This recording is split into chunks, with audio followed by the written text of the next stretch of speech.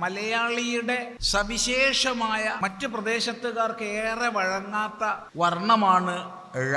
നമുക്ക് വാഴയും കോഴിയും കോഴിക്കോടും മൊഴിയും പൂഴിയും എല്ലാം വഴങ്ങും. പക്ഷെ മറ്റു പ്രദേശത്തുള്ളവർക്ക് ഏറെ വഴങ്ങാത്തതാണ് ഴ. ഇന്ന് പരസ്യ ബോർഡുകളിൽ പോലും കോഴിക്കോട് കോയിക്കോടാവുന്നു. വികലമായ ഉച്ചാരണം ആരെങ്കിലും ചെയ്യുകയാണെങ്കിൽ വിരോധമില്ല. അത് ഉച്ചാരണ വൈകല്യമാണെന്ന് നമുക്ക് സഹിക്കാം, ക്ഷമിക്കാം. പക്ഷേ ഈ കോഴിക്കോട് തന്നെ ഒട്ടനേകം പരസ്യ ബോർഡുകൾ ഞാൻ കണ്ടിട്ടുണ്ട് കോഴിക്കോടെന്ന് എഴുതിയിട്ട്. അത് ബോധപൂർവമാണ്. ഭാഷയെ നശിപ്പിച്ചാൽ ഒരു സംസ്കാരത്തെ നശിപ്പിക്കാൻ കഴിയും. ഇവിടെ വിവിധ പലഹാരങ്ങളുടെ നാടാണിത്. പുട്ടിന്റെയും വെള്ളയപ്പത്തിന്റെയും നാടാണ്. മറ്റൊരു പ്രദേശത്തും ഇല്ലാത്ത കലത്തപ്പവും ഉണ്ടയും കോഴിക്കോടിന്റെ സ്വന്തമാണ്. ഇവിടെ കുറ്റിയാടി പേരാമ്പ്ര ഭാഗത്തൊക്കെ ഉണ്ടാക്കുന്ന ഉണ്ട ഒന്ന് മുറിക്കണമെങ്കിൽ ചിലപ്പോൾ മഴു വേണ്ടി വരും. ആ ജാതിയാ. ഇത്ര നന്നായിട്ട് വെള്ളയപ്പവും പുട്ടും മറ്റൊരു പ്രദേശത്തും ഇല്ല. ഇപ്പൊ വ്യാപിച്ചു. ഇപ്പോ നോർത്ത് ഇന്ത്യ പോയാലും പുട്ടുണ്ട്. കഴിഞ്ഞ മാസം അമേരിക്കയിൽ പോയപ്പോൾ അവിടെയും പുട്ടുണ്ട്. അത്ഭുതപ്പെട്ടു പോയി.